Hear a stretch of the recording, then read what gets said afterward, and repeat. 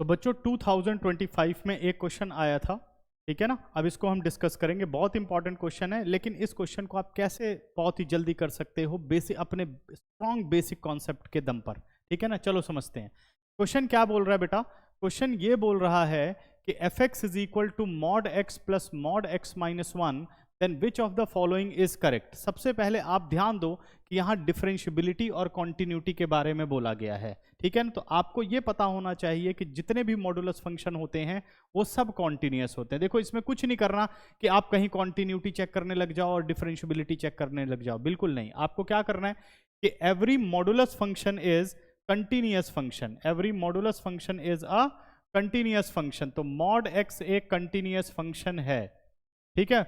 Mod x minus one भी एक continuous function है, और दो कंटिन्यूअस फंक्शन का सम क्या होता है, कॉन्टिन्यूअस होता है। तो इसका मतलब जहां पर भी नॉट कॉन्टिन्यूअस है वो वाले ऑप्शन तो होने ही वाले नहीं है, ठीक है ना।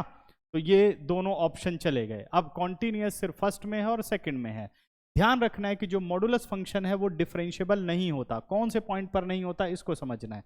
तो आपको शॉर्टकट क्या लगाना है कि जो मॉड के अंदर वैल्यू है, जो मॉड के अंदर वैल्यू है, इसको आपको क्या करना है, जीरो के इक्वल रख देना। तो x is equal to zero, तो एक पॉइंट आपका जीरो निकल के आ गया जिसपे ये नॉन डिफरेंशिएबल है, और x माइनस वन को आपको जीरो रखना है। x कितना आ गया, वन, दूसरा पॉइंट आपका हो गया वन।